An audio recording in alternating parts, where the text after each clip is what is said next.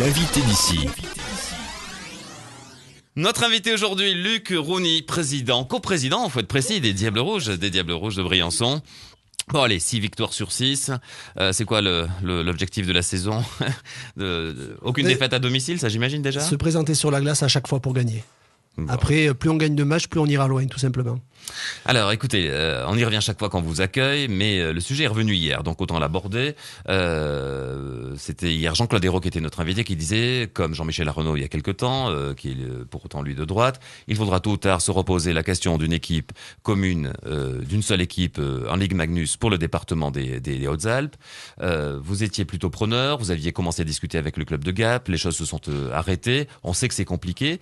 Est-ce que vous pensez qu'il faut continuer dans cette voie, essayer d'y parvenir, ou est-ce que c'est finalement pas si nécessaire que cela?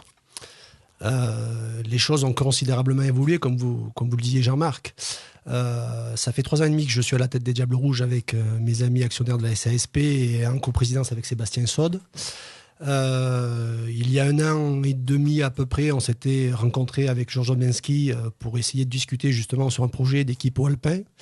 Durant la saison dernière, 2012-2013, j'ai travaillé, j'ai rencontré Georges et ses successeurs, les différentes collectivités publiques, l'ensemble des collectivités publiques qui aujourd'hui financent le hockey sur glace dans les Hautes-Alpes. Je leur ai exprimé mon point de vue clairement. Je pensais que c'était une bonne idée. Voilà.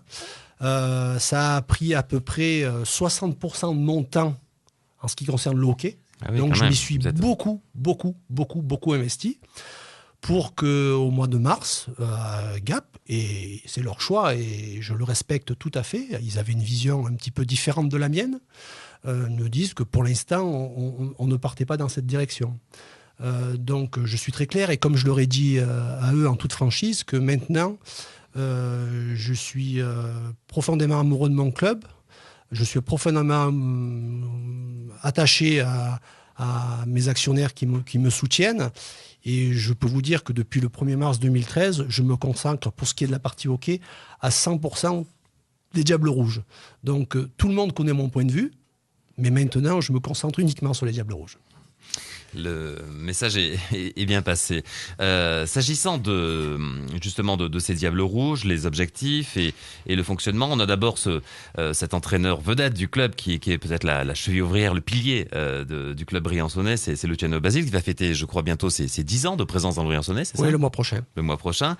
Bon, alors lui constate, comme beaucoup de monde, que tout cela se fait quand même pour autant qu'il y a un décalage finalement entre le palmarès, les résultats et les moyens, et que voilà, il y a une espèce d'alchimie un peu magique qui se passe à Briançon, mais qui est pas très rationnelle. En tout cas, si on regarde le budget et les résultats, il y a un véritable décalage, et il craint pour la pérennité de ce type, de l'ampleur des résultats des Diables Rouges.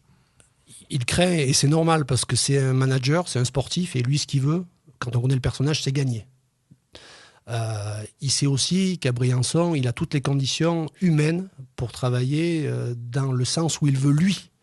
Parce que quand on est arrivé à la tête du club il y a 3 ans et demi, quand on connaît les difficultés qu'avait le club, on lui a fait confiance, il nous a fait confiance, et que nous, on s'est engagé à se mettre au service de l'équipe et du club, bénévolement, en ce qui concerne les actionnaires, et pour lui donner le maximum de moyens en fonction de des capacités économiques du Briançonnais et du club, pour lui avoir la meilleure équipe possible.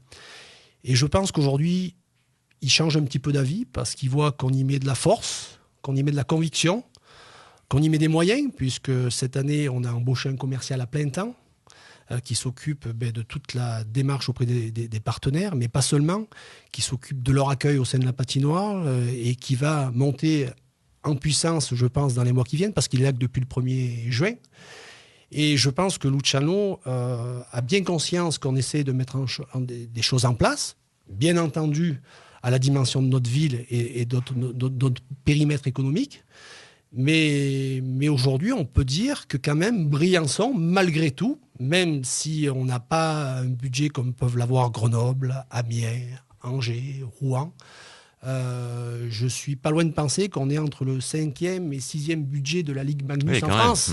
Que sur un territoire, une ville de 10 à 11 000 habitants et sur un périmètre de 15 000 habitants économiques, je trouve qu'en soi, c'est énorme, quoi, parce que d'une part, parce qu'il y a les collectivités qui nous suivent beaucoup, et je les remercie toutes, et en particulier la ville de Briançon, qui est notre plus gros partenaire, mais même toutes les autres, le conseil général, le conseil régional, la Comcom d'Embrun, la communauté de communes qui nous suivent.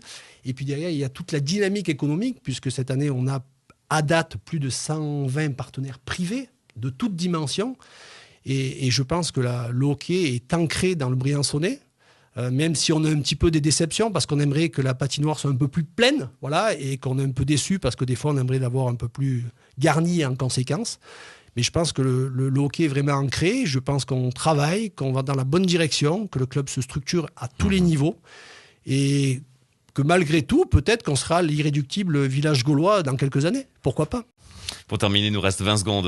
Luc Rouny, je vous donne le choix entre Luc Rouny, le plus briançonnais des gars-pensés, ou le plus gars-pensé des Briançonnais. Vous choisissez quoi ? Alors, je suis Luc Rouny, le plus gars-pensé des Briançonnais, le Briançonnais le plus gars-pensé, et je suis profondément walpin, comme je vous l'ai dit tout à l'heure. Merci d'avoir été avec nous. Merci, bonne journée.